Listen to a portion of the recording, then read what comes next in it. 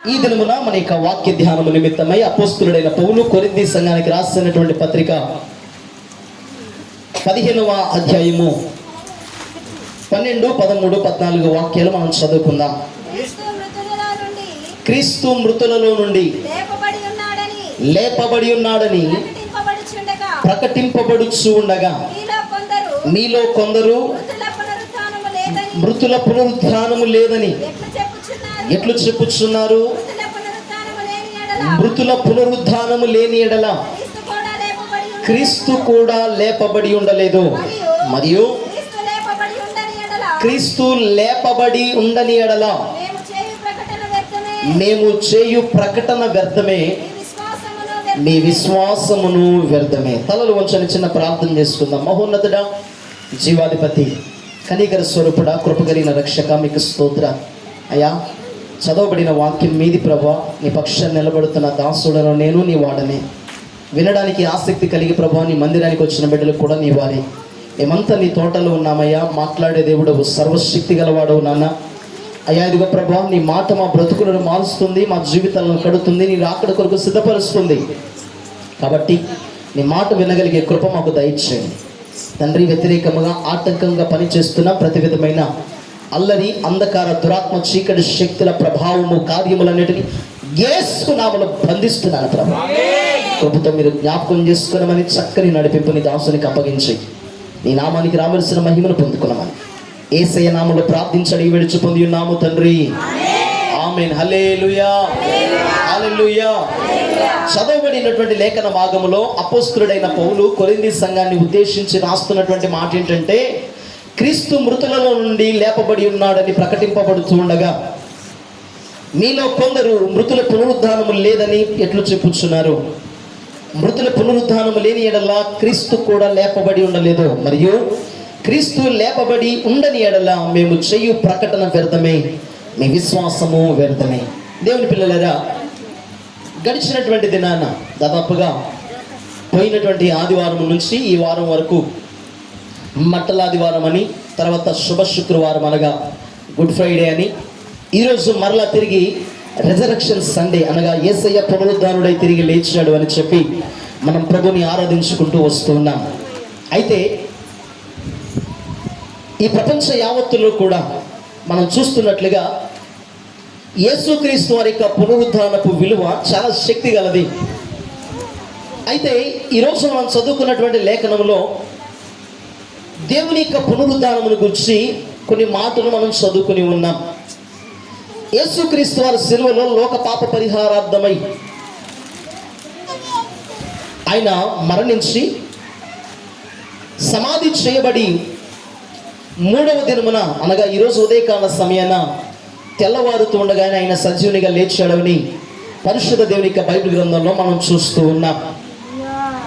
దేవుని యొక్క పునరుద్ధానపు శక్తి ఎంత విలువ గలది, ఎంత మహిమ గలది, అది ఎంత గొప్పది అని చెప్పి పరిశుద్ధ దేవుని యొక్క బైబిల్ గ్రంథంలో మనం చూడగలిగితే, భక్తుడైనటువంటి మత్తయి గారు రాసినటువంటి సువార్త 28వ అధ్యాయము ఒకసారి చదువుదాం. మత్తయి సువార్త 28వ అధ్యాయము 62 నుంచి కొన్ని వాక్యాలు మనం చదువుకుందాం. చదవండి. 28వ అధ్యాయము, క్షమించండి, 27వ అధ్యాయము 62వ వాక్యము నుంచి అనగా సిద్ధపరచు దినముకు మరుసటి దినమున, చూడండి, ప్రధాన యాజకులను పరిసయ్యులను పిలాతునొద్దకు కూడి వచ్చి, అయ్యా, ఆ వంచకుడు, చూడండి, ఆ వంచకుడు సజీవుడై ఉన్నప్పుడు 3 దినములైన తరువాత 3 దినములైన తరువాత నేను లేస్తాను అని చెప్పినది మాకు జ్ఞాపకము ఉన్నది. 3వ దినము వరకు భద్రము చేయనాజ్ఞాపించుము. ఆయన మృతులలో నుండి లేచినని ప్రజలతో చెప్పుదురేమో. అప్పుడు మొదటి వంచన కంటే కడపటి వంచన మరి చెడ్డదై ఉండునని చెప్పారు.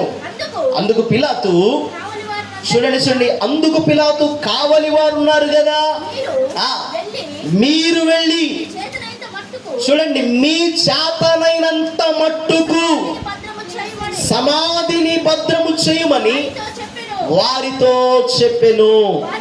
వారు వెళ్ళి కావలిని వారిని కూడా ఉంచుకొని రాతికి ముద్ర వేసి సమాధిని భద్రము చేసిరి. దేవునికి స్తోత్రం కలుగును గాక. హల్లెలూయా. యేసుక్రీస్తు వారిని సిలువ వేయించింది యూదులు. ఈ యూదులకు దేవుడు అనేక సందర్భాలలో యేసుక్రీస్తు వారు శరీరధారిగా ఉన్నటువంటి దినాలలో, అయ్యా మనుష్య కుమారుడు యోన శాప కడుపులు ఎలాగైతే 3 దినములు ఉండాలో, ఆయన ఎలాగుండి మరలా బయటికి వచ్చాడో, అలాగే మనుష్య కుమారుడు కూడా మనుషుల చేతికి అప్పగించబడి సిలువ వేయబడి ఆయన 3వ దినమున తిరిగి లేస్తాడు అనేటువంటి మాటను యేసుక్రీస్తు వారు తను చెప్పినటువంటి మాటలు మన పరిశుద్ధ గ్రంథంలో చూస్తూ ఉంటాం.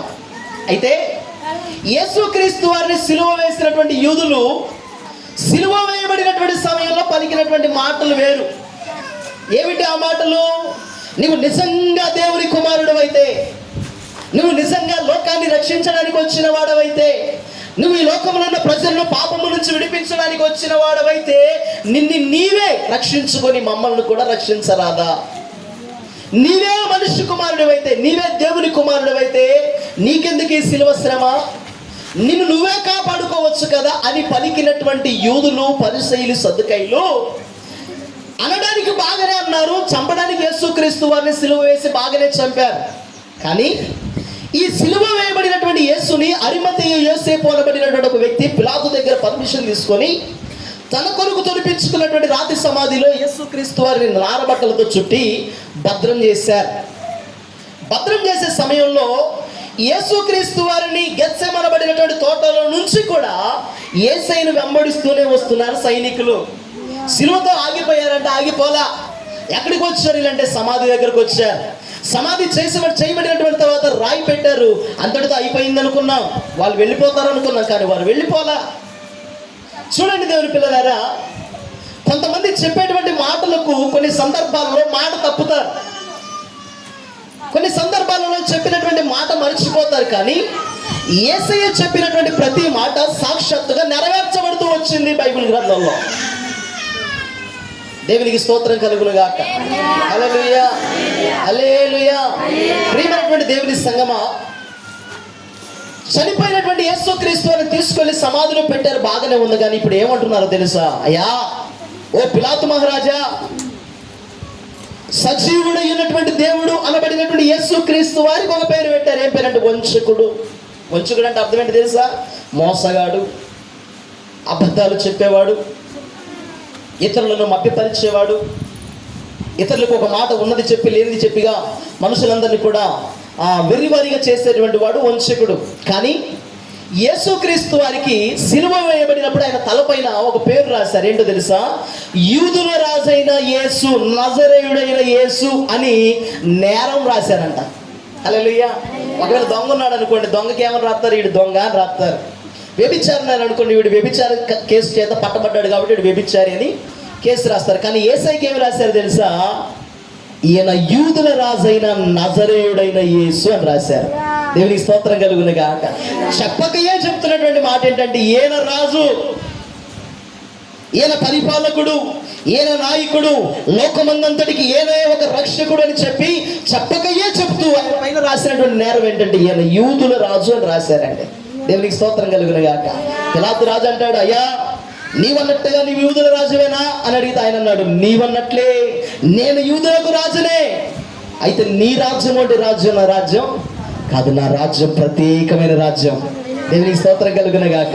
నేను ఉండే స్థలం ప్రత్యేకమైనటువంటి స్థలం అని చెప్పి యేసుక్రీస్తు వారు తనకి సిలువ యాగాన్ని తండ్రి చిత్తానికి తగినట్లుగా సంపూర్ణంగా నెరవేర్చాడు. ఇప్పుడు పిలాతు రాజు దగ్గరకు వచ్చి ఈ పరిసయ్యులు చెప్తున్నటువంటి మాట ఏంటంటే, అయ్యా ఆ వంచకుడు సజీవుడై ఉన్నప్పుడు మాకు ఒక మాట జ్ఞాపకం ఉంది. ఏంటి అంటే 3 రోజుల తర్వాత లేస్తానని చెప్పాడు. అసలు నిజంగా చెప్పాలంటే మనకంటే వాళ్ళే ధన్యులు కదండి. ఏమండి, యేసుక్రీస్తు వారిని వెంబడించినటువంటి శిష్యుల కంటే యేసయ్య చెప్పిన మాటలు నమ్మనట్టుగా ఉండి బలంగా నమ్మినటువంటి వారు ఎవరంటే యూదులు, పరిసయ్యులు, సద్దుకయ్యులే. దేవునికి స్తోత్రం కలుగును గాక. హల్లెలూయా. తోమ ఏం చేశాడు? అయ్యా నీ చేతులలో, నీ నడుములో, అయ్యా నీ పక్కలో, ఇదిగో నీ గాయాలలో నా వేలు పెట్టి చూస్తేనే తప్ప నేను నిన్ను నమ్మును అన్నాడు. కానీ వీళ్ళే నమ్ముతున్నారు తెలుసా? ఆయన తిరిగి లేస్తాడు అని చెప్పిన మాట నమ్ముతున్నారంట. దేవునికి స్తోత్రం కలుగును గాక. హల్లెలూయా. అప్పుడు పిలాతు రాజు అంటున్నాడు, అయ్యా మీరు చెప్పిన మాట వాస్తవమే, కానీ ఆయన ఆల్రెడీ చనిపోయాడు. అయినా ఆ సమాధి దగ్గర ఎవరున్నారు? సైనికులు ఉన్నారు. అయితే ఇప్పుడు పిలాతు రాజు అంటాడు కదా, వాళ్ళు ఉన్నా పర్లేదు కానీ మహారాజా, వాళ్ళు ఉన్నా పర్లేదు కానీ మాకు కొంచెం సహాయం ఏంటో తెలుసా? ఆ సమాధిని గొలుసులతో బంధించడానికి మాకు హక్కు ఇవ్వండి అనగానే సైనికులను తీసుకుని వెళ్ళారు. రాయి మూసివేసినటువంటి తర్వాత ఆ రాయికి ఇంటి ఆకారులు ఏం చేశారంటే గొలుసుల చేత బంధకాలు వేసి ఆ బంధకాలకు రోమా సామ్రాజ్యం యొక్క సీల్ వేసేశారు. దేవునికి స్తోత్రం కలుగును గాక. హల్లెలూయా. వారు అనుకున్నట్లుగానే, వారి విశ్వాసము చొప్పుననే నేను ప్రకటించుచున్నటువంటి నజరేయుడైనటువంటి యేసుక్రీస్తు వారు ఏం చేశారయ్యానంటే, ఆదివార దినమున తెల్లవారుచు ఉండగానే, దేవునికి స్తోత్రం, హల్లెలూయా, మరణపు ముళ్ళను విరిచాడు ఆయన, సాతాను తలను చెదగొట్టాడు ఆయన, సమాధి గోడలను బద్దలు కొట్టాడు ఆయన. ఆ సంఖ్యలను తెంపి వేసుకొని జయశీలుడైనటువంటి దేవుడు జయోత్సాహముతో పరిశుద్ధుడిగా ఏం చేశాడంటే, మహిమ కలిగిన రాజుగా సమాధిలో నుంచి జయాన్ని పొందుకొని తిరిగి లేచాడు ఆయన. హల్లెలూయా, హల్లెలూయా. యేసయ్యను సమాధి ఆపలేకపోయింది, యేసయ్యను యూదులు ఆపలేకపోయారు, యేసయ్యను పరిసయ్యులు కూడా ఆపలేకపోయారు, యేసయ్యను సైనికులు ఆపలేకపోయారు, యేసయ్యను సంఖ్యలు ఆపలేకపోయాయి, ఆఖరికి సమాధికి వేయబడినటువంటి సీల్ కూడా ఆపలేకపోయిందండి. దేవునికి స్తోత్రం కలుగును గాక. మీకు ఒక మంచి మాట చూపిస్తానండి. ఈ ప్రపంచంలో యేసయ్య మరణాన్ని ఆపడానికి, యేసయ్య పునరుద్ధానాన్ని ఆపడానికి 1,000,000 కారణాలు జరిగాయి, చాలా రకాల ప్రయత్నాలు జరిగాయి. కానీ నా యేసయ్య ఎలాంటి వాడయ్యారంటే, మరణానికే మరణ భయాన్ని పుట్టించిన దేవుడు ఆయన. హల్లెలూయా. సాతానికి మరణ భయం యొక్క రుచిని చూపించిన వాడు ఆయన. పాపానికి విరుగుడుని కనిపెట్టి పాపపు విషపు ముళ్ళను విరిచిన వాడు నా యేసయ్య. దేవునికి స్తోత్రం. హల్లెలూయా, హల్లెలూయా. ప్రియమైనటువంటి దేవుని బిడ్డలారా, పరిశుద్ధ బైబిల్ గ్రంథంలో ఒక మంచి మాట రాయబడి ఉందండి. యేసయ్యను చాలా రకాలుగా ఏం చేశారంటే, ఆయనను సమాధిలో భద్రపరచాలని ఆశపడ్డారు. కానీ పరిశుద్ధ బైబిల్ గ్రంథంలో ఒక వాక్యాన్ని నేను మీకు చూపిస్తాను, చదవండి. అపోస్తలుల కార్యముల గ్రంథము 2వ అధ్యాయము, అపోస్తలుల కార్యముల గ్రంథము 2వ అధ్యాయము 24వ వాక్యం చదవండి ఒకసారి. చూడండి, మరణము ఆయనను బంధించి ఉంచుట అసాధ్యం. దేవునికి స్తోత్రం కలుగును గాక. సావుకే చావు దెబ్బ కొట్టిన వాడు నా యేసయ్య ఆయన. హల్లెలూయా. సావుని మెడ ఉంచి విరిచి అని అవతలకి విసిరేసి నా యేసయ్య ఎలా లేచాడు తెలుసా? పరిశుద్ధమైన మహిమ గల దేహంగా నా యేసయ్య లేచాడు. దేవునికి స్తోత్రం. హల్లెలూయా. ప్రియమైనటువంటి దేవుని సంగమా, ఆత్మీయులారా, నా యేసయ్యను ఇదిగో మరణించినటువంటి తర్వాత సమాధిలో నుంచి పునరుద్ధానుడిగా లేపడానికి ఎన్ని ప్రయత్నాలు, లేపకుండా ఉండడానికి ఎన్ని ప్రయత్నాలు జరిగాయంటే, మనుషుల ప్రయత్నాలు వ్యర్థమైపోయాయి, సాతాను గాని ప్రయత్నం వ్యర్థమైపోయింది, సంఖ్యల ప్రయత్నం వ్యర్థమైపోయింది, సైనికుల ప్రయత్నాలు వ్యర్థమైపోయాయి, రాజుల శాసనాలు వ్యర్థమైపోయాయి, చివరికి మరణము కూడా తల ఉంచిందంట యేసయ్య ముందు. దేవునికి స్తోత్రం కలుగును గాక. హల్లెలూయా. ప్రియమైనటువంటి దేవుని బిడ్డలారా, నా యేసయ్య పునరుద్ధానుడైన దేవుడు, మరణాన్ని ఓడించి తిరిగి లేచినటువంటి దేవుడు. మరణంతో మాట్లాడుతున్నాడు. ఏమని మాట్లాడుతున్నాడు తెలుసండి? ఓ మరణమా నీ ముళ్ళు ఎక్కడ, ఓ మరణమా నీ విజయం ఎక్కడ? మరణపు ముళ్ళును విరిచి సర్వశక్తి కలిగినటువంటి దేవునిగా నా యేసయ్య సజీవునిగా లేచి ఉన్నాడు ఆయన. హల్లెలూయా. నా యేసయ్య ఎవరంటే సజీవుడు. ఆయన మునుపు సజీవుడే, ఇప్పటికీ సజీవుడే, రాబోతున్న కాలానికి కూడా ఆయన సజీవుడే. దేవునికి మహిమ కలుగును గాక. హల్లెలూయా. ప్రకటన గ్రంథం 1వ అధ్యాయము 18వ వాక్యములో రాయబడినటువంటి మాట ఏంటో తెలుసా?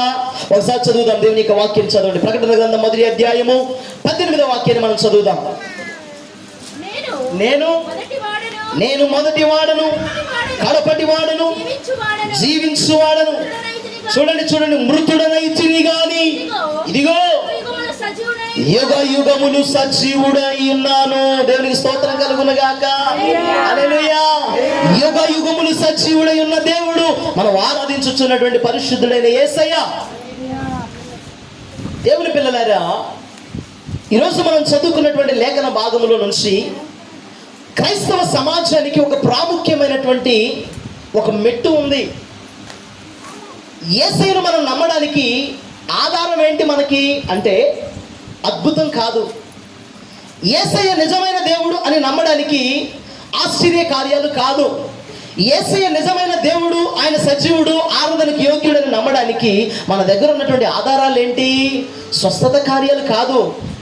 క్రైస్తవ సమాజానికి, క్రైస్తవ లోకానికి ఆధారం ఏంటయ్యానంటే యేసయ్య పునరుద్ధానమే. హల్లెలూయా. ఏంటదండి? యేసయ్య పునరుద్ధానమే. అదే భక్తుడు అంటాడు, అయ్యా యేసుక్రీస్తు వారు పునరుద్ధానుడిగా తిరిగి లేచాడని మేము చెప్పుతుండగా కొంతమంది వచ్చి ఏం చేస్తున్నారంటే యేసయ్య పునరుద్ధానమే లేదు అంటున్నారు. అలాంటి వారి మాటలు మీరు నమ్మితే ప్రకటించుచున్న మా విశ్వాసము వ్యర్థమే, వినుచున్న మీ విశ్వాసం కూడా వ్యర్థమే. అంటే యేసుక్రీస్తు వారే గనక తిరిగి లేకపోతే, యేసుక్రీస్తు వారు గనక తిరిగి లేకపోతే సమాధిలో నుంచి ఒక మానవుడు పరలోక రాజ్యాన్ని చేరుకోవడం అసాధ్యం. హల్లెలూయా. యేసయ్య తిరిగి లేచాడు కనుకనే ఈరోజు ప్రపంచమన్నంతట కూడా నా యేసయ్య రాజులకు రాజుగా, దేవాతి దేవుడుగా, అన్ని నామముల కన్నా పైనామము కలిగిన సర్వశక్తి కలిగినటువంటి నజరేయుడైనటువంటి యేసుగా ఆయన పరిగణించబడుతున్నాడు. ఆయనకు నిత్యము ఆరాధన జరుగుతున్నాయి.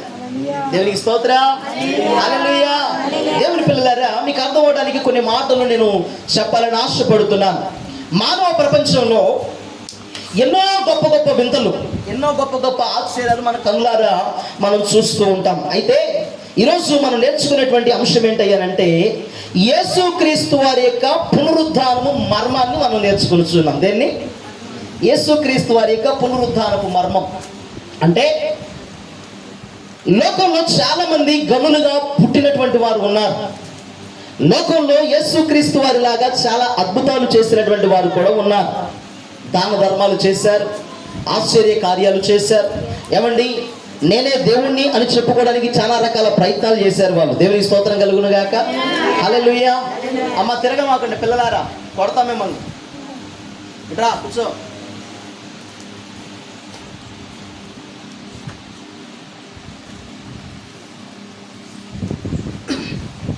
చాలా మంది ప్రజలు చాలా రకాలుగా ఎన్నో పనులు చేశారండి. దేశం కోసం ప్రాణాలు అర్పించిన వాళ్ళు కూడా ఉన్నారు. నరలేరా?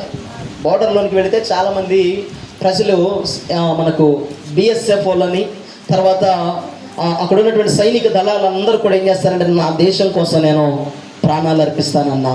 చాలామంది ఏం చేశారంటే తామున్నటువంటి స్థలాల్లో, తామున్నటువంటి జన్మభూమి కోసం, నా భారతదేశం కోసం నేను చచ్చిపోతానని చెప్పి గొప్పగా చచ్చిపోయినటువంటి వాళ్ళు కూడా ఉన్నారు. దేవునికి స్తోత్రం కలుగును గాక. హల్లెలూయా. హల్లెలూయా. అయితే దేవుని పిల్లలారా, యేసుక్రీస్తు వారిని కూడా ప్రజలు ఏం చేస్తున్నారంటే ఈయన కూడా వాళ్ళలో ఒకలాంటి వాడు, ఈయన కూడా వాళ్ళలాగే చచ్చిపోయాడు, ఈయన కూడా మనుషులలాగే మంచి కార్యాలు చేశాడు కాబట్టి ఈయన కూడా అందరిలో ఒకడు అనుకున్నారు. కానీ నా యేసయ్య అందరిలాంటి వాడు కాదు.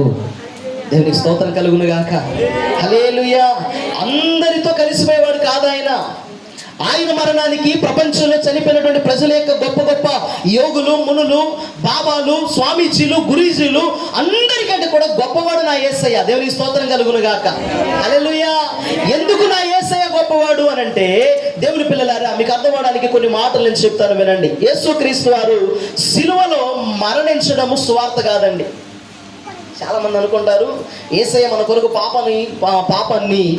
పాపాన్ని విమోచించడానికి, పాపను రక్షించడానికి యేసయ్య వచ్చాడు, ఆయన శిలువ యాగం ద్వారా మనం రక్షించబడ్డాము అనేటువంటి మాట సువార్త ద్వారా ప్రకటించబడుతుంది. కానీ అసలైనటువంటి సువార్త ఏంటయ్యానంటే యేసయ్య శిలువలో మరణించడం కాదు, యేసయ్య తిరిగి పునరుద్ధానుడిగా తిరిగి లేవడమే. హల్లెలూయా. యేసయ్య తిరిగి సజీవునిగా లేపబడడమే సువార్త. ప్రపంచంలో చాలా మంది యోగులు, మునులని తపస్సులు చేసి యేసయ్యే నిజంగా బ్రతుకుతాడా, మేము కూడా బ్రతికి చూపిస్తాం, మేము కూడా 3వ దినాన తిరిగి లేస్తామని చెప్పి ఆ మధ్య కాలంలో ఎక్కడో కలకత్తాలోనో గుజరాత్లోనో ఒక బాబా గారు చెప్పాడట. 3 రోజుల తర్వాత నేను లేస్తాను రా భయం చెప్పాడట. ఈ ప్రచారం ప్రజలందరి ఎదుటికి ప్రచారం అయిపోయింది. ప్రచారం అయిపోయినటువంటి తర్వాత ఆయన చెప్తూ వచ్చి ఒకనొక సమయంలో అనుకోకుండా ఏం చేయబడ్డాడంటే చచ్చిపోయాడు ఆయన.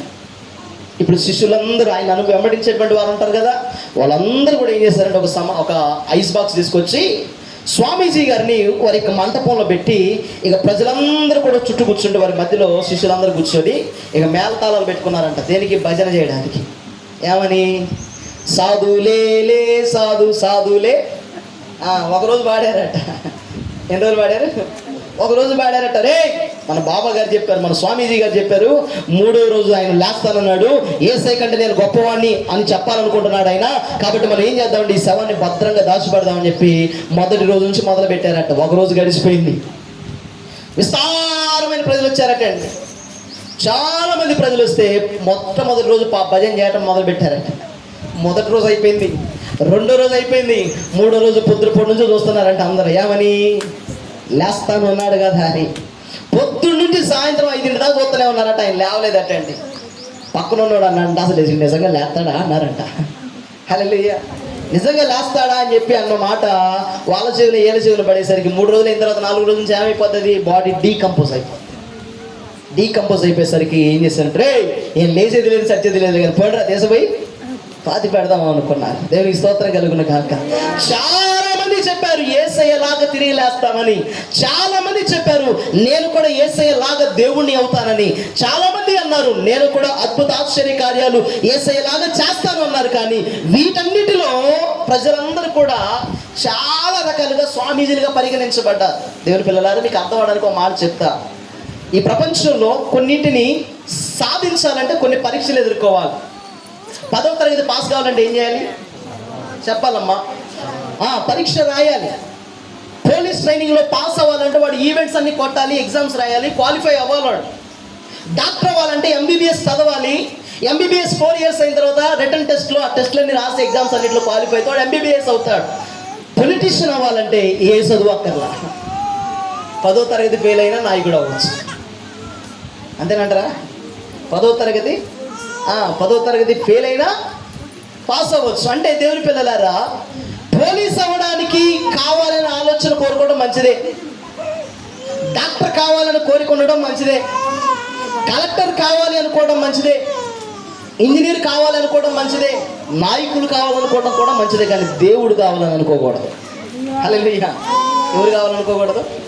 దేవుడు కావాలని అని అనుకోకూడదు. దేవుడు కావాలి అనుకున్నటువంటి వారు దేవుళ్ళుగా పరిగణించబడి ప్రజలందరూ నా కాళ్ళ దగ్గర కూర్చోవాలి అన్న ఆశతో ఉన్నారు. కానీ అలాంటి దేవుళ్ళు ఉన్న సమయంలో ఏమి రావాలంటే కరోనా రావాలి. హల్లెలూయా. అలాంటి దేవుళ్ళు ఉన్న సమయంలో ఏమి రావాలంటే కొత్త తెగుళ్ళు రావాలి, గొప్ప సునామీలు రావాలి. ప్రజలందరూ నాకే మొక్కాలి, ప్రజలందరూ నన్నే ఆరాధించాలి, ప్రజలందరూ నన్నే పూజించాలి అనుకున్నటువంటి వారందరి దగ్గరికి ఏమి రావాలంటే గొప్ప తుఫాను వస్తే అర్థమైపోతుంది దేవుడా మనిషి అని. దేవునికి స్తోత్రం కలుగును గాక. హల్లెలూయా.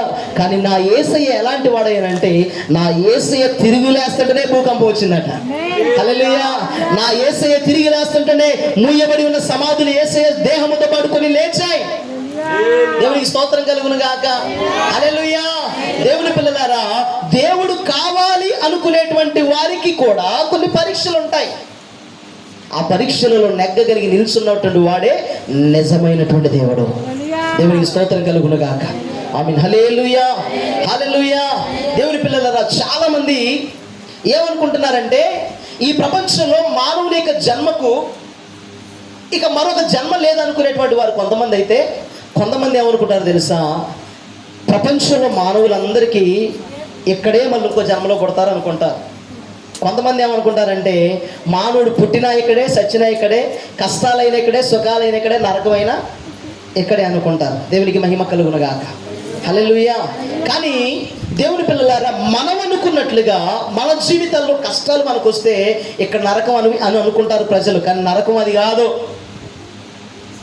ఒకవేళ సుఖం అనుభవిస్తే ప్రజలు అనుకుంటారు కదా ఇదే పరలోక రాజ్యం అనుకుంటారు. కొంతమంది ఏమో 7 జన్మలు ఈ భూమి మీద నేను నమ్ముతారు. మరి కొంతమంది ఏమంటారంటే పుట్టింది ఈ జన్మలో కాబట్టి ఈ జన్మలోనే కష్టమైన నష్టమైన అనుభవించాలని ఆలోచన చేస్తారు. దేవునికి స్తోత్రం. హల్లెలూయా. హల్లెలూయా. ప్రియమైనటువంటి దేవుని బిడ్డలారా, చాలా మంది యేసుక్రీస్తు వారి దగ్గరకు వచ్చారటండి. సద్దుకైలు అనబడినటువంటి వారు పరిశుద్ధ బైబిల్ గ్రంథంలో చాలా డేంజరస్ పర్సన్స్ వారు. వీళ్ళు వచ్చి అంటున్నారంట, పునరుద్ధానము లేదు అని నమ్మేటువంటి వారు సద్దుకాయలు. అంటే మానవునికి ఇంకో జన్మ లేదు, లేకుంటే మానవుడు మరలా తిరిగి బ్రతకడు అనేటువంటి అనుకునేటువంటి వారు సద్దుకాయలు. అయితే ఈ సద్దుకాయలు యేసయ్య దగ్గరకు ఒకసారి వచ్చారట. వచ్చన్నారు, యేసయ్య మిమ్మల్ని ఒక ప్రశ్న వేస్తాము, ఈ ప్రశ్నకు మీరు సమాధానం చెప్పండి అని యేసయ్యని అడిగారట. అప్పుడు యేసయ్య అన్నాడట, అడగండి అన్నాడు. అయ్యా, మన గ్రామంలో ఒక స్త్రీ ఉందనుకోండి, ఆ స్త్రీకి వివాహమైంది. ఆ స్త్రీకి వివాహమైతే వివాహం చేసుకున్నటువంటి ఆయనకి 7 అన్నదమ్ములు ఉన్నారు. ధర్మశాస్త్ర ప్రకారముగా మొదటి భర్త చనిపోతే తన తమ్ముడికి ఏమో భార్యగా మార్చబడాలి కదా. ఇలాగ ఒకరి తర్వాత ఒకళ్ళు వీళ్ళందరూ చచ్చిపోయారు. పునరుద్ధానం తర్వాత ఈ చచ్చిపోయినటువంటి స్త్రీ, అంటే ఈమె కూడా అందరితో పాటు చచ్చిపోయింది. చచ్చిపోయిన తర్వాత పునరుద్ధానము తర్వాత ఈమె ఎవరికి భార్యగా ఉంటుందని యేసయ్యని అడిగారంట. హల్లెలూయా. అంటే అర్థం ఏంటో తెలుసండి, యేసయ్యని ఎట్టకేలకు ఇరకాటంలో పెట్టాలి. అసలు పునరుద్ధానం లేదు అని ప్రజలను నమ్మించాలి. యేసయ్య చెప్పినటువంటి ఆ కాన్సెప్ట్ అనేటువంటిది క్యాన్సిల్ చేయాలి. ప్రజలు ఈ పునరుద్ధానం లేకుండా చేయాలనేటువంటి ఆలోచన వాళ్ళదైతే, యేసయ్య వారి తలంపులు, వాళ్ళ ఆలోచనలు అన్నీ ఎరిగి అన్నాడు కదా, అసలు పునరుద్ధానంలో ఏముండవంట, శరీరాలే ఉండవటండి. దేవునికి స్తోత్రం కలుగును గాక. మరి శరీరాలు లేనప్పుడు భార్య ఎలా ఉంటుంది? పరలోకములో ప్రజలందరూ కూడా ఎలా ఉంటారంటే దేవుని యొక్క దూతలను పోలినటువంటి వారై ఉంటారట. దేవునికి స్తోత్రం కలుగునుగా. హల్లెలూయా. పునరుద్ధానము లేదు అని చెప్పేటువంటి సద్దుకైలకు బుద్ధి చెప్పడానికి యేసయ్య పునరుద్ధానుడిగా తిరిగి లేచాడు. హల్లెలూయా, హల్లెలూయా. ప్రియమైన దేవుని బిడ్డలారా, యేసుక్రీస్తు వారు కూడా ఈ లోకంలో సజీవుడిగా శరీరధారిగా ఉన్న దినాల్లో ఆయన కూడా చాలా మందిని బ్రతికించాడు. లాజరు చనిపోయి తిరిగి లేచాడు. ఏమండి, లాజరు చనిపోయి తిరిగి లేచాడు. తబిత అనబడినటువంటి దోర్కా కూడా తిరిగి లేచింది. యాయిరు కుమార్తె తిరిగి లేచింది.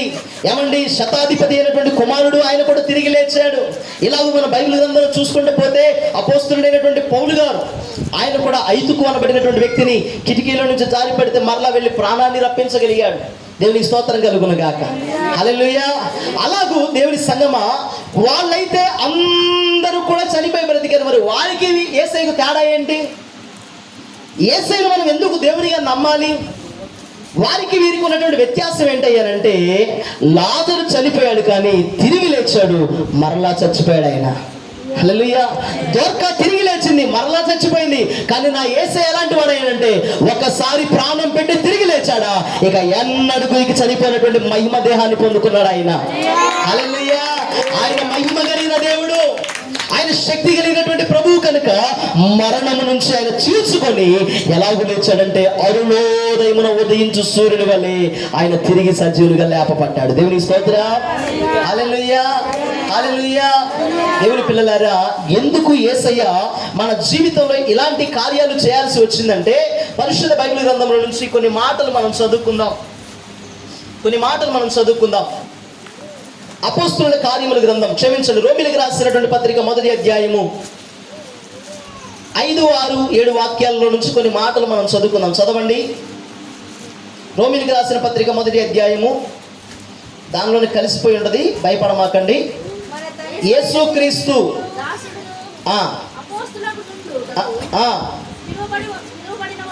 అమ్మ, అక్కడ ఆ పారాగ్రాఫ్లో 5వ వాక్యం, అంటే ఇంచుమించు యేసుక్రీస్తు అనబడినటువంటి మాట దగ్గర నుంచి చదవండి.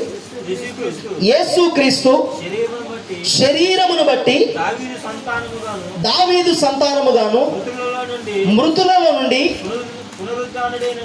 పునరుద్ధానుడైనందున పరిశుద్ధమైన ఆత్మను బట్టి దేవుని కుమారుడుగాను ప్రభావముతో నిరూపింపబడెను. దేవునికి స్తోత్రం కలుగును గాక. హల్లెలూయా.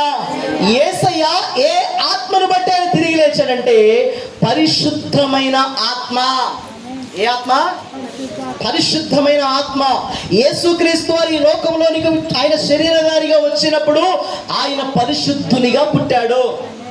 ఎలా పుట్టాడు? ఆయన పరిశుద్ధునిగా పుట్టాడు, పరిశుద్ధునిగా జీవించాడు, పరిశుద్ధమైన కార్యాలే చేశాడు. చనిపోవడం కూడా పరిశుద్ధునిగానే చనిపోయాడు. మరి లేవడం ఎలా లేచాడంట? పరిశుద్ధమైన ఆత్మను బట్టి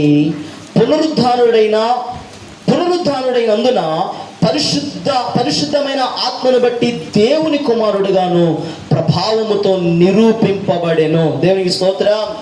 హల్లెలూయా. యేసయ్య నిరూపించబడ్డాడు. దేని చేత?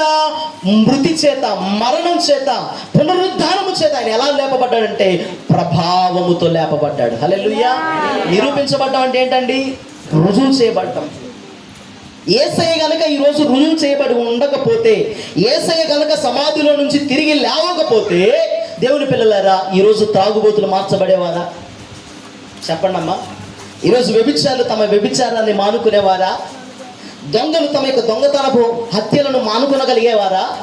ఏమండి, ఒకవేళ మార్చగలిగేటువంటి వారు గనక యేసు రక్తము లేకుండా, యేసు శిలువ బలి యాగము లేకుండా, యేసయ్య పునరుద్ధానము లేకుండా డబ్బుల చేత మార్చొచ్చు ఎవరినైనా?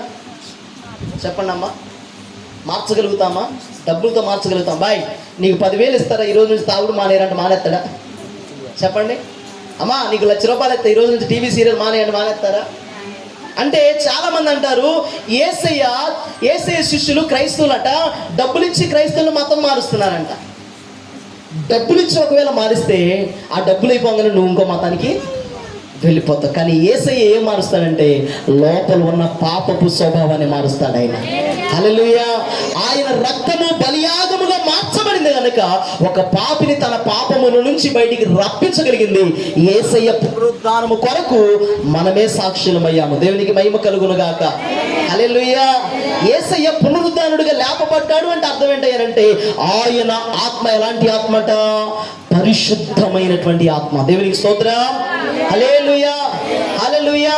దేవుని పిల్లలారా, పరిశుద్ధ గ్రంథముల నుంచి ఆయన పరిశుద్ధుడు అనడానికి కొన్ని ఆధారాలు మనం బైబిల్ గ్రంథంలో చూద్దాం. పేతురుకు రాసినటువంటి మొదటి పత్రిక 2వ అధ్యాయము 22-23 వాక్యాలు మనం చదువుదాం. చదవండి.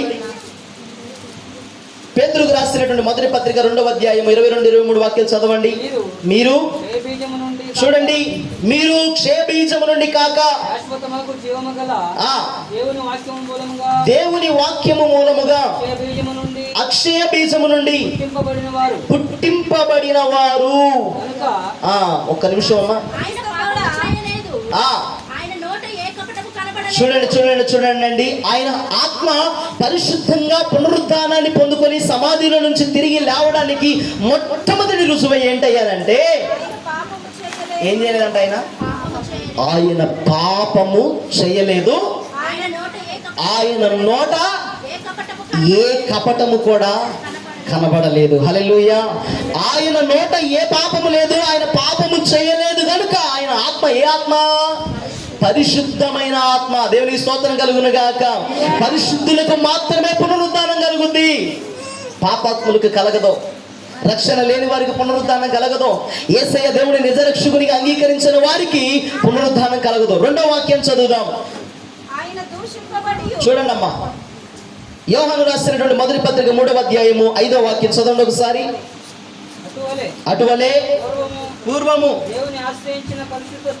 ఏం చదువుతున్నారయ్యా? యోహాను రాసినటువంటి మొదటి పత్రిక 3వ అధ్యాయం 5వ వాక్యం చూడండి. యేసయ్య పాపములను తీసివేయుటకై ఆయన ప్రత్యక్షమాయనని మీకు తెలియను. అబ్బా, దేవునికి స్తోత్రం కలుగును గాక. మొట్టమొదటిగా ఎవరు చెప్పారు అని అంటే పేతురు గారు చెప్పారు. ఏమని చెప్పారు అని అంటే ఆయన ఏ పాపము చేయలేదు, ఆయన నోట ఏ కపటము లేదు. తర్వాత యోహాను గారు చెప్తున్నటువంటి మాట ఏంటంటే పాపములను తీసివేయడానికి మనుష్య కుమారుడు ప్రత్యక్షమయ్యాడు. ఆయన పాపమేమి చేయలేదు. దేవునికి స్తోత్రం కలుగును గాక. మరి అపోస్తలుడైన పౌలు గారు ఏం చెప్తున్నారు అంటే కొరింథీయులకు రాసినటువంటి 2వ పత్రిక 5వ అధ్యాయం 21వ వాక్యం చదవండి ఒకసారి. కొరింథీయులకు రాసినటువంటి 2వ పత్రిక 5వ అధ్యాయం 21వ వాక్యం. ఎందుకనగా మనము ఆయన యందు దేవుని నీతి అగునట్లు ఏం ఎరగలేదంట? ఆయన పాపము ఎరుగలేదంట. దేవునికి స్తోత్రం కలుగును గాక. హల్లెలూయా. హల్లెలూయా. ప్రతి ఘోర పాపమును కడుగును మన యేసయ్య రక్తము. చదువుదాం. ప్రతి ఘోర పాపమును కడుగును మన యేసయ్య రక్తము.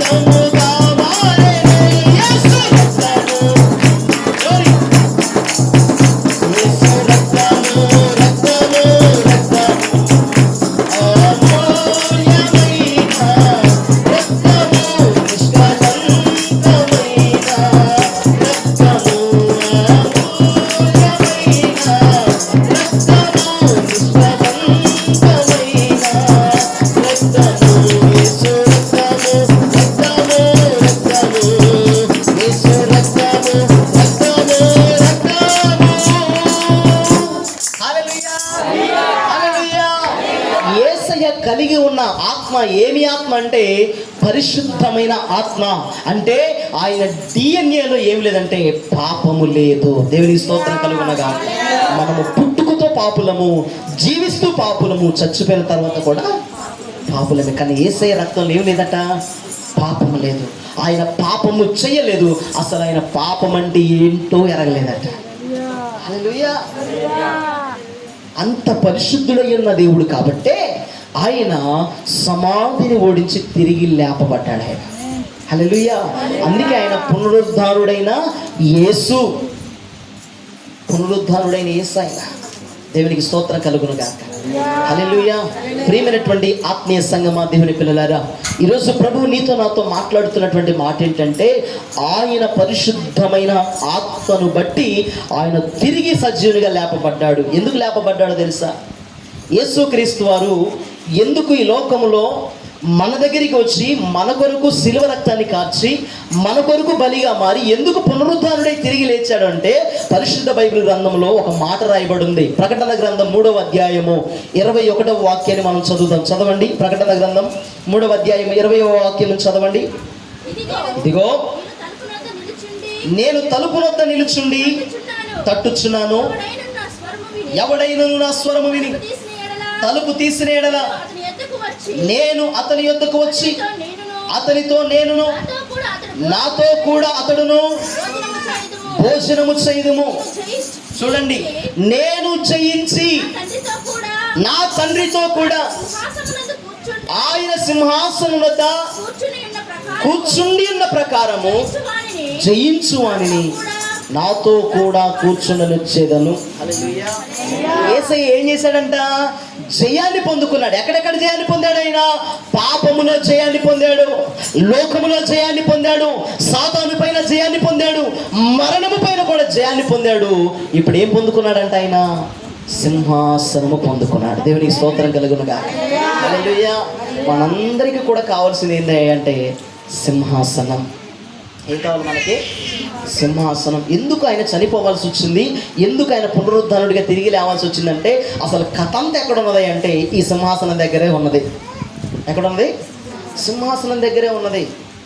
ప్రధానమంత్రికి ఏముంటుంది ఇప్పుడు దేశం మొత్తం మీద? అధికారం ఉంటుంది కదండి. కలెక్టర్ గారికి ఏముంటుంది? అధికారం ఉంటుంది. ఇప్పుడు దేవుని యొక్క ఆశ ఏంటో తెలుసా? నాతో పాటు నేను చేసిన ప్రజలు కూడా నా సింహాసనం మీద కూర్చోవాలి అనే తపన ఆయనకు ఉంది. దేవుని పిల్లలారా, పరిశుద్ధ బైబిల్ గ్రంథంలో మొట్టమొదటి మన పితరులైనటువంటి ఆదాము అవ్వలతో దేవుడు చెప్పిన మాట ఏంటంటే, అయ్యా మీరు ఈ తోటలో నిరభ్యంతరంగా తిరగవచ్చు, ఈ తోటలో చక్కగా మీకు కావలసిన ఫలాలన్నీ తినవచ్చు. అయితే తోట మధ్యలో ఒక ఫలం ఉన్నది, అది మంచి చెడు తెలివినిచ్చే చెట్టు. దాని తినుదినమున మీరు నిశ్చయముగా చస్తారు అని చెప్పాడు. దేవునికి స్తోత్రం. హల్లెలూయా. హల్లెలూయా. దానిని తినుదినమున మీరు నిశ్చయముగా చస్తారు అని దేవుడు చెప్పాడు. దేవుని పిల్లలారా, ఆదాము అవ్వలు ఆ ఫలము తిన్న తర్వాత కూడా 930 సంవత్సరాలు బతికాడు ఆదాం. మరి చచ్చిపోలేదుగా. సాతాను అంటది ఆ ఫలాన్ని ముట్టుకుంటే చచ్చిపోవని అవ్వతో చెప్పింది. ఆ ఫలమును తిన్న తర్వాత ఆదాంతో చెబుతున్న మాట ఏంటో తెలుసా? అయ్యా నువ్వు ఫలం తిన్న తర్వాత కూడా నువ్వు ఏం చేసావు? బతికే ఉన్నావు. దేవుడు నీతో అబద్ధం చెప్పాడు అని చెప్పిందంట. దేవుని పిల్లలారా, దేవుడు చెప్పిన మాట నిజం, సాతాను చెప్పిన మాట అబద్ధం. దేవునికి స్తోత్రం కలుగునుగా.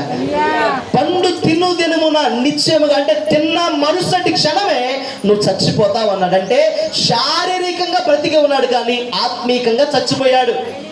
హల్లెలూయా. అంటే దేవునితో ఉన్న ఆ మహిమ దేహాన్ని పోగొట్టుకున్నాడు. ఆ మహిమ కలిగినటువంటి ప్రభావము ఆదాముల నుంచి బయటికి వెళ్ళిపోయింది. ఇప్పుడు ఆదాము ఎలాంటి వాడు అంటే సాధారణమైన మానవుడు. హల్లెలూయా. ఈ భూమిపైన మానవుడిని దేవుడు సృష్టించినప్పుడు చిరకాలం బ్రతకడానికి ఆయుష్ ఇచ్చాడు, తినడానికి మంచి ఫలాలు ఇచ్చాడు, సేద్యం చేసుకోవడానికి మంచి భూమి ఇచ్చాడు. అసలు మరణమే లేనటువంటి మనిషిగా దేవుడు మనిషిని తయారు చేస్తే, దేవుడు చెప్పినటువంటి మాట వినకుండా దేవునికి వ్యతిరేకంగా బ్రతకడం వలన ఆదాముకి ఇవ్వబడినటువంటి మహిమ దేహము పోయి ఏ దేహం వచ్చిందంట? మట్టి దేహం మాత్రం మిగిలింది. హల్లెలూయా.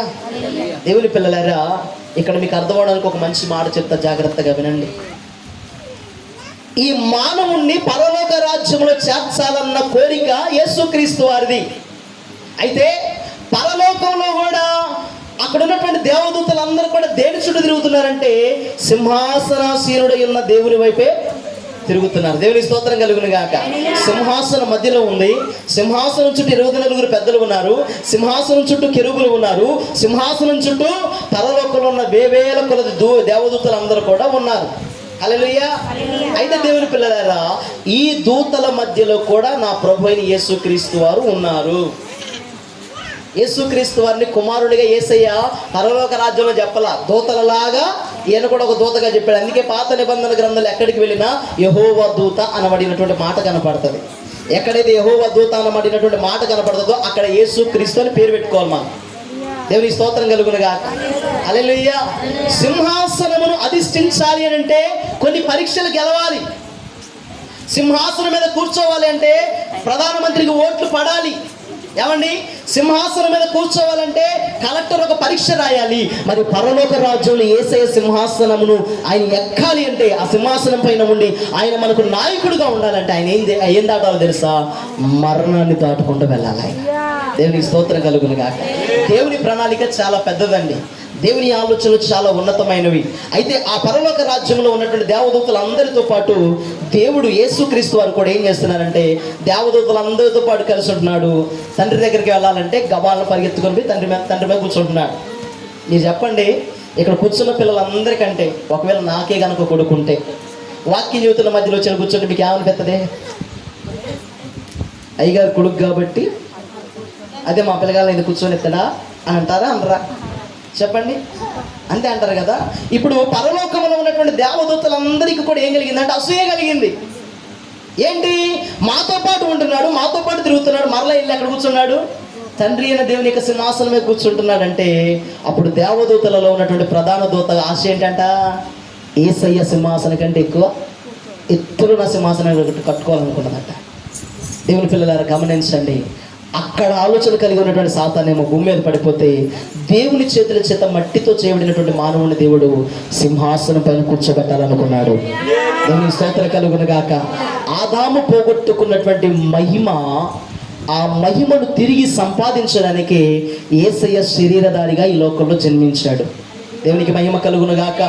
జన్మించినటువంటి యేసయ్య మానవుని గెలిపించి మరణము ద్వారా మరల దేవుడు పరలోకానికి తీసుకొని వెళ్ళడానికి ఆయన ఏం చేశాడంటే మరణాన్ని గెలిచాడు. దేవునికి స్తోత్రం. హల్లెలూయా. అర్థమవుతుందండి. దేవుడు ఎందుకు ఈ లోకంలో మన కొరకు ప్రాణాన్ని పెట్టాల్సి వచ్చిందంటే ఆయన సింహాసనము పైన కూర్చుండబెట్టడానికి, ఆయనతో పాటు యుగ యుగాలు జీవించడానికి యేసయ్య పునరుద్ధానుడిగా తిరిగి లేచాడు ఆయన. దేవునికి మహిమ కలుగును గాక. ఆమేన్. హల్లెలూయా. హల్లెలూయా. ఆదాము పోగొట్టుకున్నటువంటి ఏ మహిమ అయితే ఉన్నదో అదే మహిమను నా యేసయ్య ఈ పునరుద్ధాన దినాన సమాధిని ఓడించి తిరిగి ఏ దేహముతో లేపబడ్డాడంటే మహిమ కలిగిన దేహముగా లేపబడ్డాడు ఆయన. హల్లెలూయా. ఆ మహిమ దేహమును దేవుడు ఏం చేశారంటే మనకివ్వడానికే మన కొరకు రక్తాన్ని కార్చి ఆ మహిమ దేహమును మనం పొందుకోవడానికి దేవుడు పునరుద్ధానుడిగా సజీవుడిగా తిరిగి లేచాడు యేసయ్య. దేవునికి స్తోత్రం కలుగును గాక. హల్లెలూయా. దేవుని పిల్లలారా, ఈరోజు ఈ పునరుద్ధానమును గనక మనం నమ్మకపోతే మనం నిజమైన క్రైస్తవులమే కాదు. మేము చెప్పే వాక్యము వ్యర్థమే, మీరు కలిగి ఉన్న విశ్వాసము వ్యర్థమే. ప్రపంచమందంతటికి కూడా సవాల్ ఈరోజు ఏంటయ్యానంటే యేసయ్య చరిత్రను తిరగరాయగలిగిన పునరుద్ధానుడుగా తిరిగి లేవగలిగాడు ఆయన. హల్లెలూయా. ప్రపంచ యావత్తులో 4200 మతాలు ఉంటే ఈ మత పెద్దలు కానీ, మత గురువులు కానీ, స్వామీజీలు కానీ, బాబాలు, యోగులు, మునులు, మునీశ్వరులు సైతం సమాధిని గెలిచి తిరిగి లేస్తామని సవాలు విసిరారు. కానీ ఒక్కరి సమాధి కూడా ఈరోజు తెరవబడలేదు. నేను ప్రకటించుచున్న యేసయ్య సమాధి తప్ప. హల్లెలూయా. అందుకే నా యేసయ్య మనలను మహిమ కలిగినటువంటి ఆ రాజ్యములను తీసుకొని వెళ్ళడానికి ఆయన దీన శరీరమును ధరించుకొని దాసులుగా దిగి వచ్చి శిలువ మరణము పొందినంతగా తనను తాను తగ్గించుకొని మృత్యుంజయుడిగా 3వ దినమున తిరిగి ప్రభువు సజీవుడిగా లేపబడ్డాడు. హల్లెలూయా. పొద్దున్నే మగ్దలేని మరియ సుగంధ ద్రవ్యాలు తీసుకొని యేసయ్య సమాధి దగ్గరకు వచ్చి ఏం చేస్తుందంటే ఏడుస్తున్నదట. ఏడుస్తున్న సందర్భంలో ఏసై కొరకు ఎదురు చూస్తుంటే ఇద్దరు దేవదూతలు వచ్చి కాళ్ళ దగ్గర ఒకళ్ళు తల దగ్గర ఒకరు కూర్చుని ఉంటే అక్కడ నారబట్టలు చుట్టబడి ఉన్నాయని పరిశుద్ధ గ్రంథంలో మనం చూస్తున్నాం. అప్పుడు దేవదూతలు అంటున్నారు, సమాధి దగ్గరకు వచ్చి చెప్పగా చూస్తూ ఉండగానే వారు చెప్తున్నటువంటి మాట ఏంటో తెలుసా? సజీవుడైనటువంటి వాడిని మీరు మృతులలో ఎందుకు ఎదుగుతున్నారు? ఆయన ఇక్కడ లేడు, ఆయన లేచి ఉన్నాడు. దేవునికి స్తోత్రం కలుగును గాక. ఆయన లేచి ఉన్నాడు కనుకనే ఈరోజు ప్రపంచ చరిత్రలో యేసయ్య సమాధి తెరవబడి ఉన్నది. హల్లెలూయా, హల్లెలూయా. యేసయ్య లాంటి మరణం, యేసయ్య లాంటి పునరుత్థానం మనం పొందుకోవాలని దైవజనుడిగా దేవుని యొక్క వాక్యం చేత మనతో మాట్లాడుతున్నాడు.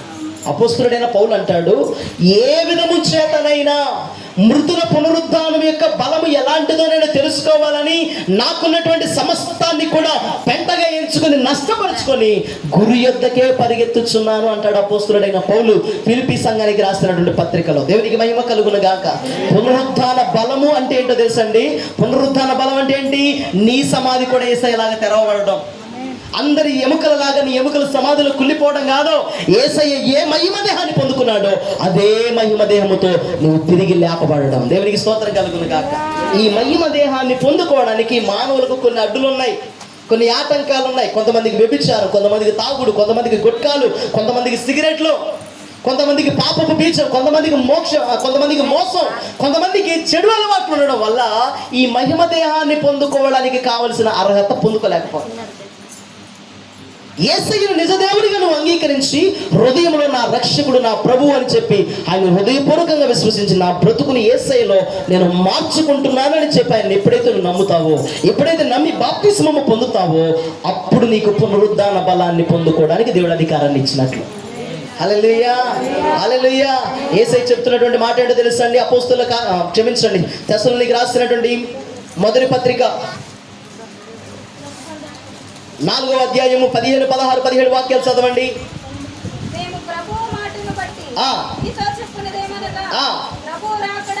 ప్రభువు రాకడ వరకు సజీవులమై నిలిచిండి మనము.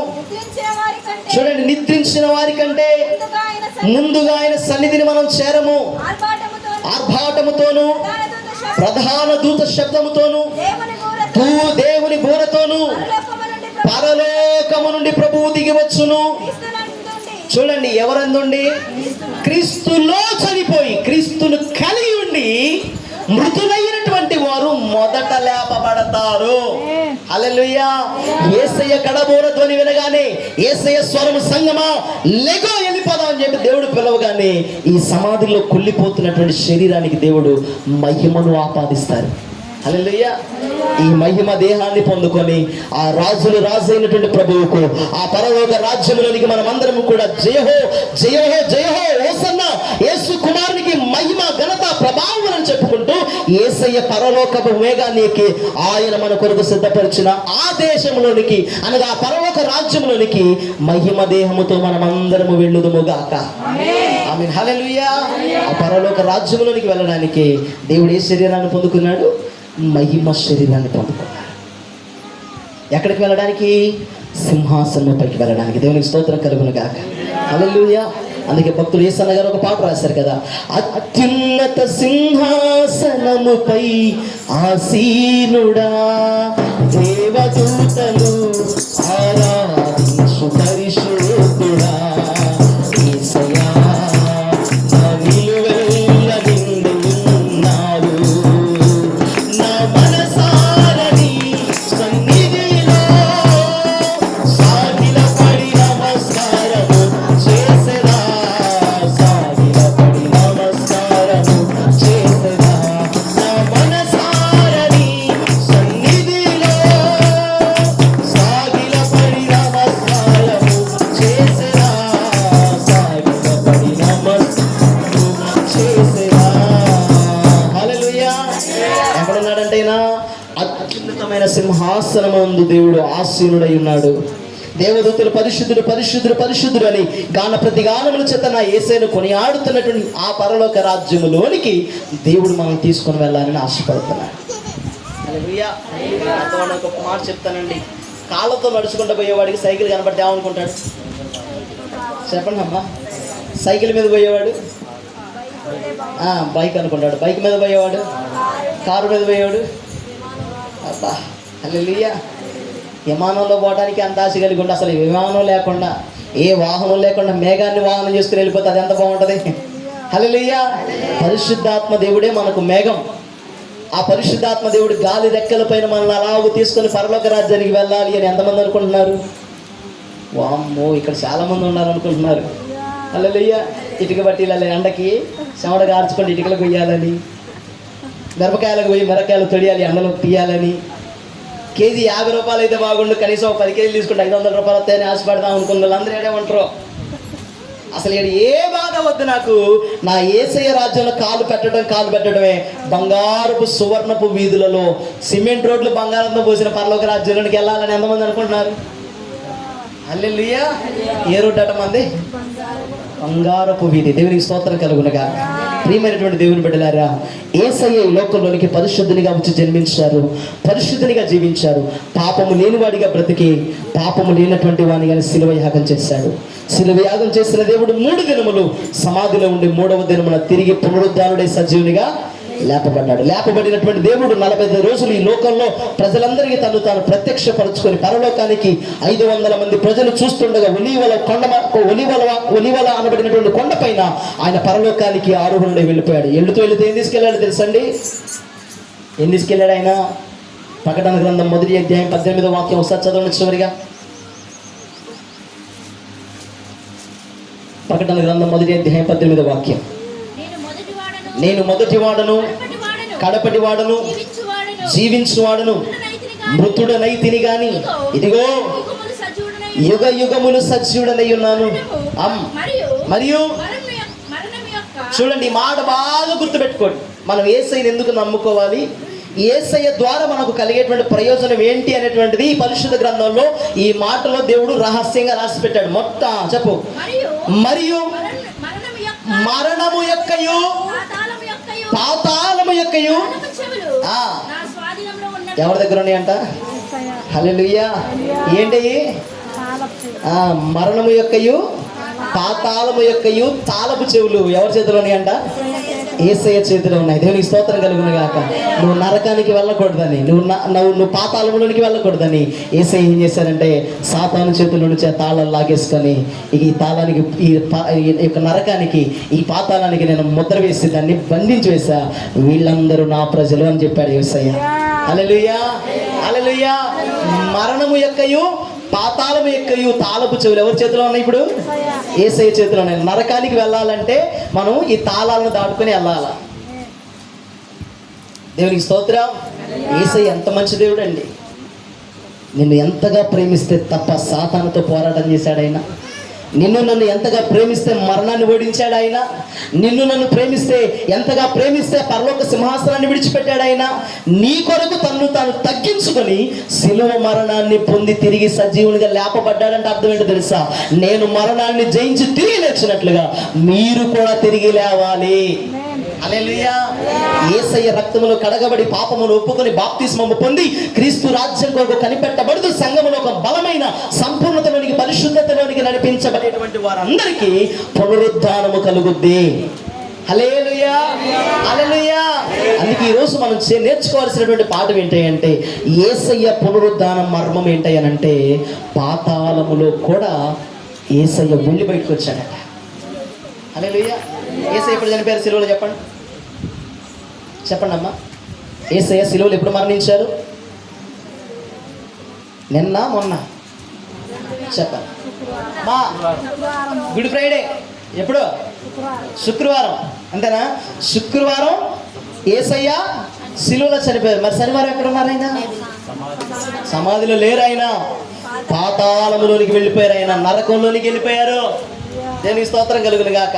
మరి పాతాళంలో ఎవరుంటారు? మనందరూ తెలిసిన మాట కదా. మంచి చేసినటువంటి వాళ్ళైతే మోక్షానికి వెళ్తారు, పాపం చేసిన వాడైతే నరకంలోనికి వెళ్తారు. ఇప్పుడు యేసు ఎక్కడికి వెళ్ళాడు చెప్పాలి. మరి నరకంలో ఉన్నటువంటి పాపిని నరకంలో ఉన్న అగ్ని కాల్చాలిగా. యేసయ్య పాపులను రక్షించడానికి పరిశుద్ధునిగా వచ్చాడు కదా. మరి మానవ దేహము లాంటి దేహముతో సిలువలో ఆదాము పొందినట్లుగా యేసయ్య కూడా మరణం పొందాడు. మరి ఆధ్యాత్మికంగా కూడా ఆత్మరూపకంగా కూడా దేవుడు ఏం పొందాలంటే మరణం పొందాలి. హల్లెలూయా. మానవుని జీవితంలో 3 ఉంటాయండి. ఒకటి శరీరము, ప్రాణము, ఆత్మ. యేసయ్య శరీర రీతిగా సిలువలో మరణించారు ఆయన. మరి ఇప్పుడు ఆయనకు ప్రాణము, ఆత్మ ఉన్నాయి. ఈ 2 ఎక్కడికి వెళ్ళాయి తెలుసండి? ఆదామును సంపూర్ణంగా బయటికి లాగాలడానికి. హల్లెలూయా. శరీరధారిగా చచ్చిపోయాడు కాబట్టి ఆదాము శరీర రీతిగానే మరణం జయించి యేసయ్య శరీర రీతిగా మరణాన్ని జయాన్ని పొందాడు. మరి ఆత్మకు జీవాన్ని కూడా జయాన్ని పొందాలి కాబట్టి యేసయ్య ఇప్పుడు ఎక్కడికి వెళ్ళాడు? నరకములోనికి వెళ్ళాడు.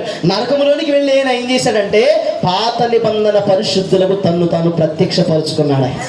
హల్లెలూయా. ఆదాము మొదలుకొని యేసుక్రీస్తు వారు కలువరి సిలువలో చనిపోయేంత వరకు ఆయనతో పాటు సిలువ మీద ఉన్నటువంటి దొంగ వరకు ఆయన ఏం చేశాడంటే తనను తాను ప్రత్యక్షపరుచుకున్నాడు. అబ్బాయి, మీరు ప్రవచించారు కదా పరిశుద్ధ గ్రంథంలో, ప్రజలందరి పాపము యొక్క ప్రక్షాళన గావించడానికి ఒక పరిశుద్ధుడు వస్తాడని, ఆయన సిలువ యాగంలో చచ్చిపోతాడని, ఆయన ప్రజలందరి పాపము నుంచి విడిపిస్తాడని మీరు చెప్పారు కదా. మీరు చెప్పినటువంటి ఆయన్నే నేను ఈ పాతాళంలోనికి వచ్చాను, ఇదిగో నేను సిలువలో చనిపోయాను అని చెప్పి తన్ను తాను ప్రత్యక్షపరుచుకొని ఆ పాతాళంలో ఉన్న ఒక భాగాన్ని ఆయన ఏం చేశాడంటే పరదైసుగా తీసుకొని పరలోకానికి వెళ్ళిపోయాడు ఆయన. హల్లెలూయా, హల్లెలూయా. అక్కడికి వెళ్ళి మరలా కిందికి దిగొచ్చి సమాధి దగ్గర కూర్చొని ఏడుస్తున్న మరియత అంటాడమ్మా, నువ్వు నన్ను ఇంకా ముట్టుకోవద్దు, ఎందుకంటే నేను ఇంకా మహిమ పరచబడలేదు. దేవునికి స్తోత్రం కలుగునగాక. అంటే పాతాళములో ఉన్నటువంటి వారిని విడిపించగలిగిన సత్తా నా యేసయ్యకు ఉంది. భూమిపైన ఉన్నటువంటి పాపుల యొక్క పాపాన్ని కడగగలిగిన సత్తా కూడా నా యేసయ్యకి ఉన్నది. అందుకే ఆయన చెప్తున్నటువంటి మాట ఏంటంటే మత్తయి సువార్తలో 28వ అధ్యాయం 19వ వాక్యంలో ఒక మాట రాయబడి ఉంటుంది. ఏమంటుందంటే ఒకసారి చదవండి, చివరికి మాట చదివి మనం ముగించుకుందాం. దేవునికి స్తోత్రం కలుగునగా. మీరు వెళ్ళి అమ్మ పై వాక్యం చదవన్నా. భూమి మీదను దాని పై వాక్యం చదవండి. చూడండి, దేవునికి అంట పరలోకమందును భూమి మీదను నాకు సర్వాధికారము ఇయ్యబడి ఉన్నది. దేవునికి స్తోత్రం కలుగునుగాక. ఇప్పుడు పరలోకం యేసయ్యదే, భూమి కూడా యేసయ్యదే. సాతాను గడికి ఒకటి తక్కువ ఉంది. ఏంటిది? వాడు ఈ లోకాధికారి, నా యేసయ్య పరలోకానికి కూడా అధికారి. హల్లెలూయా. పరలోకం వెళ్ళాలంటే ఆయన నమ్మాలి, పరలోకం వెళ్ళాలంటే ఆయన రక్తంలో కడగబడాలి, పరలోకంలో వెళ్ళాలి అంటే ఆయన పునరుద్ధానాన్ని మనము నమ్మాలి. కాబట్టి ఈ పగటి పూట దైవజనుడిగా నేను చెప్పేటువంటి మాట ఏంటంటే మనము విశ్వసించుచున్నటువంటి విశ్వాసం ఏంటంటే యేసయ్య సిలువ కాదు, యేసయ్య పునరుద్ధానమే క్రైస్తవ సమాజానికి సాక్ష్యం. దేవునికి స్తోత్రం కలుగునుగాక. హల్లెలూయా. యేసయ్య తిరిగి లేచాడు అని మనం నమ్మితే ఆయనతో కూడా మనల్ని వెంటబెట్టుకుని పరలోక రాజ్యానికి ఆయన వెళ్తాడు. కాబట్టి ఆ పరలోకపు రాజ్యములో వెళ్ళే గుంపులో నీవు నేను మనం అందరం కూడా మన సంఘం అంతా కూడా కలిసి ఆయన ఎదుర్కొనేటువంటి కృపను పొందుకుందుము గాక. ఆమేన్. దేవుడి కొద్ది మాటలు దీవించి ఆశీర్వదించును గాక. ఆమె తలను వంచండి, ప్రార్థన చేసుకుందాం. ప్రార్థన చేసుకుందాం. Praise the lord. స్తోత్రం, స్తోత్రం, స్తోత్రం, స్తోత్రం, స్తోత్రం, స్తోత్రం. హల్లెలూయా, హల్లెలూయా, హల్లెలూయా, హల్లెలూయా, హల్లెలూయా, హల్లెలూయా, హల్లెలూయా, హల్లెలూయా, హల్లెలూయా, హల్లెలూయా. యేసయ్యానికి స్తోత్రం, యేసయ్యానికి స్తోత్రం, యేసయ్యానికి స్తోత్రం. ఆయన పునరుద్ధాన బలము ఎరుగు నిమిత్తము ప్రియ దేవుని సంగమా, ఆయన పునరుద్ధానం ముందు యేసయ్య సజీవుడిగా తిరిగి లేపబడ్డాడు. సజీవుడైనటువంటి వారిని మృతులను వెతికేటువంటి వారు చాలా మంది ఉన్నారు. యేసయ్య నీ కొరకు నా కొరకు 2025 సంవత్సరాల క్రితమే కలువారి సిలువ రక్తమును కార్చి పరిశుద్ధునిగా ఆయన మరణించి 3వ దినమున అనగా ఈ ఆదివారం దినమున ఉదయకాల సమయంలో సజీవునిగా తిరిగి లేపబడ్డాడు. ఈరోజు దేవుని మాటలు విన్న నీ జీవితంలో యేసయ్య అద్భుతం చేస్తాడని నమ్ముతున్నాం కదా, యేసయ్య స్వస్థత కార్యం చేస్తాడని నమ్ముతున్నాం కదా, యేసయ్య పరిశుద్ధుడిగా వచ్చాడని నమ్ముతున్నాం కదా, యేసయ్య పరిశుద్ధునిగా చనిపోయాడని నమ్ముతున్నాం కదా. మరి యేసయ్య పునరుద్ధానుడుగా తిరిగి లేచాడు అని నమ్మగలిగితే అది నీలో దేవుడు కలుగు చేసే కార్యసిద్ధి, అది దేవుడు నీలో కలుగు చేసేటువంటి బలమైనటువంటి విశ్వాసం. చాలా మంది దేవుని పునరుద్ధానాన్ని నమ్మట్లేదు. చాలా మంది ప్రజలను దేవుడు ఆ సాతానుగాడు తగ్గదోడు తప్పిస్తున్నాడు. యేసయ్య లేడు, బైబిల్ లేదు, బైబిల్లో ఉన్న దేవుడు అబద్ధం, బైబిల్లో ఉన్నటువంటి దేవుడు మోసం అని చెప్పి ప్రజలను మభ్యపరుస్తున్నాడు. కానీ వాక్యాధారం చెప్తున్నది యేసయ్య పునరుద్ధానుడు, యేసయ్య సర్వ శరీరుడు, యేసయ్య తిరిగి లేవగలిగిన సర్వశక్తి దేవుడు. ఆయన పునరుద్ధానాన్ని మనం జ్ఞాపకం చేసుకుంటూ ఈ ఆదివారం నా సంఘముగా కూడి ప్రభువుని కనపరుస్తుంది.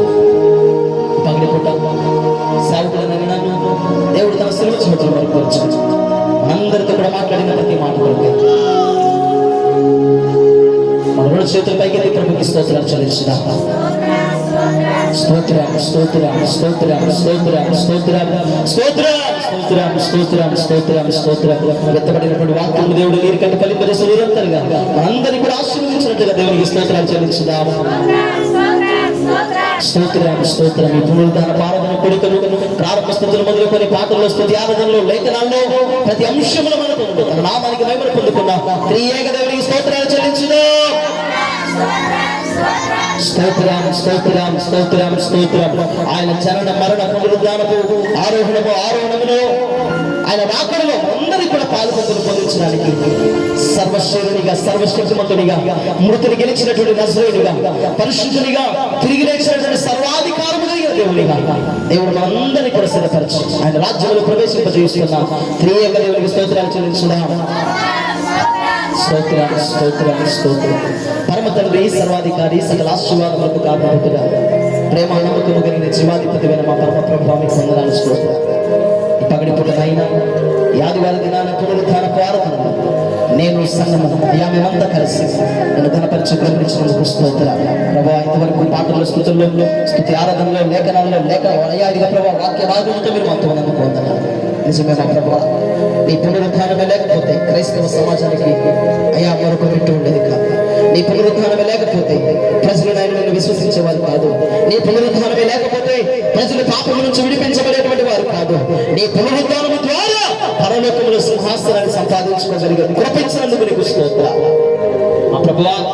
మా కొరకు ఎంతో గొప్ప త్యాగాలు చేసి మట్టి పురుగులమైన మమ్మల్ని మనుష్య మాత్రమైనటువంటి మా జీవితాలను రక్షించడానికి మహోన్నత దేవునిగా ప్రభువా నేను తగ్గించుకు మా కొరకు కలువారి శిలువ రక్తాన్ని కాచి అయ్యా మమ్మల్ని ఆయన పరలోకపు రాజ్యపు వారసులుగా చేసినందుకు నీకు స్తోత్రాలు.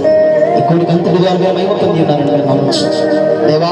నీ పునరుద్ధానము మాకు కలగాలని, విశ్వాసంలో బలపరచబడాలి అని, నీ రాజ్యం కొరకు సిద్ధపరచబడాలి అని అయ్యా నీ ప్రభా నీ కడముల శబ్దము మ్రోగించినప్పుడు మేము కూడా నీ రాజ్యంలో ప్రవేశించాలన్న వాంఛ అది స్థిరపరచమని ప్రార్థన చేస్తుంది. అంటే విశ్వాసం కలగకుండా అబద్ధ బోధలు అయ్యాదిగా నామకార్థమైనటువంటి క్రైస్తవ వ్యతిరేక వాదులు అయ్యాదిగా ప్రభా అయ్యా సాతానిక అనుచరులు ఎంతమంది ఈ లోకలు పనిచేస్తున్నారు. ఈ క్రైస్తవ సంఘానికి కృపాదరణ పరీక్షలకు సేవకులకు ఆటంకంగా నిలబడకుండా యేసు నామములో లయపరచబడుదురుగాక. సాతాను శక్తులు యేసు నామములో కూలిపోవునుగాక. పరిశుద్ధాత్మ తండ్రి నీ ఆత్మ నడిపింపును మమ్మల్ని అందరినీ కూడా నడిపించు. ఈ రాజ్యపు వారసులుగా మమ్మల్ని అందరినీ కూడా చేసి ఈ మహిమ కలిగినటువంటి రాకడ కొరకు మమ్మల్ని అందరినీ కూడా ఆయత్తపరచు. చేరి వచ్చిన ప్రతి బిడ్డను పేరు పేరు వస్తువులు దీవించి వారి వారి కుటుంబాలు చేస్తున్న పనులు, వ్యవసాయాలు, వ్యాపారాలు, ఉద్యోగాలు, చేతి పనులు నాకు ప్రతి విషయం ఈ హస్తము నీ తోడు నీడ నీ కాపుదలని భద్రత ప్రతి ఒక్కరు కూడా నీ తోడుగా వచ్చి ఈ మహిమల రాకడలు నేను ఎదుర్కొనేటువంటి కృపతను అల్పుడు నేను నాకు ఇచ్చినటువంటి అర్హత యోగ్యతలు ఈ పునరుద్ధానపు మాటలు చెప్పగలిగే నాలుకలు అభిషేకం తలము శక్తిని ఆరోగ్యాన్ని నాకు ఇచ్చినందుకు నీకు స్తోత్రాలు కృతజ్ఞతలు తెలియపరచు. దేవాన్ని చిత్తమైతే మరి ఒక పర్యాయంగా మీరు కలిసి నేను స్తుతించి గణపరిచి ఆరాధించి కృపతో నీకు బలపరచు. యేసయ్య నామములో ప్రార్థించి వేడుచుకుని నామమున తండ్రి ఆమేన్.